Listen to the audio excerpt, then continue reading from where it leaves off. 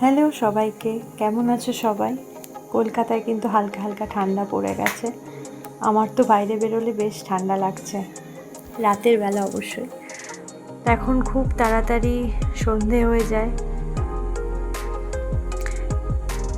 তো আমি এখন বিকেলবেলার সন্ধে দিচ্ছি। অনেকটাই তাড়াতাড়ি হয়ে গেছে, এখন সবে 5:30 বাজে আমি যখন ভিডিওটা শ্যুট করছিলাম। তো সন্ধ্যা দিয়ে তারপরে কিন্তু আমি চা খাই। প্রথম কাজই হলো আমার সন্ধ্যা দেওয়া। আর জানো তো, ঠাকুর সন্ধ্যা দিলেই কিন্তু মনটাও বেশ ভালো লাগে, যে না বেশ ধূপকাঠির গন্ধ, ধুনোর গন্ধ, এগুলো কিন্তু আমার খুব প্রিয়।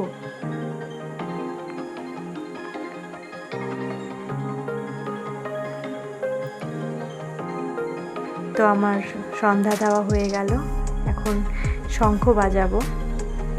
আজ আমি তোমাদের সাথে একটা রেসিপি শেয়ার করব। রেসিপিটা হচ্ছে কুনোর রেসিপি। আমি বেসিক্যালি RCM এর কুনোটাই ইউজ করি, তো তোমরা অন্য কোনো ইউজ করতে পারো। অ্যাকচুয়ালি আমাকে ডাক্তার একটু কম কার্বস ইনটেক করতে বলেছে, তো এটাই আমার ডিনার। আমি রোজ ডিনারে এটাই খাই।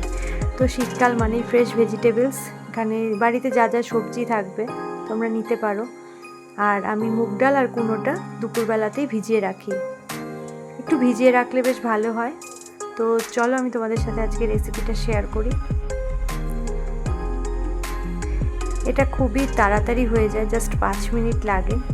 একটা কুকার নেবে, নেওয়ার পরে যে ভেজানো মুগ ডাল আর কুনোটা ছিল সেটাকে প্রথমে আমি কুকারে দিয়ে দেব।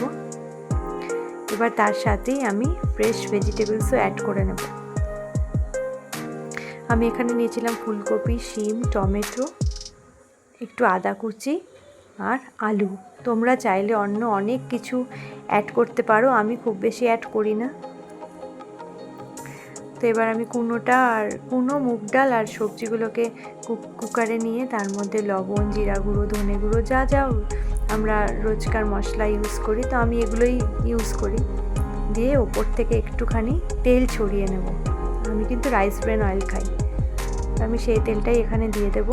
আর পরিমাপ অনুযায়ী জল দেবে, খুব বেশি জল দিলে কিন্তু এটা ভালো লাগবে না খেতে। তো বুঝে একটু জল দিতে হবে, যতটা সবজি ততটুকুই জল, তার বেশি কিন্তু জল দেবে না।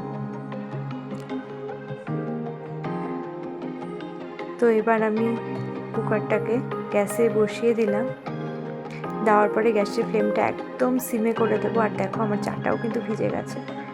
আমি কিন্তু খুব চা খেতে ভালোবাসি, আমার বিকেল হলেই প্রথমে সন্ধ্যা দেওয়া, তারপরে চা খাওয়া। তো যাই হোক, তো আমি এখন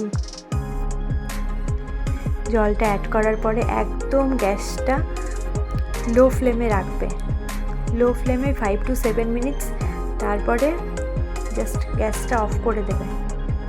যতক্ষণ না গ্যাসটার পুরোটা সিটিটা রিলিজ হচ্ছে ততক্ষণ কিন্তু এটা ওপেন করবে না, ওই ভেপারেই এটা অলমোস্ট সেদ্ধ হয়ে যায়।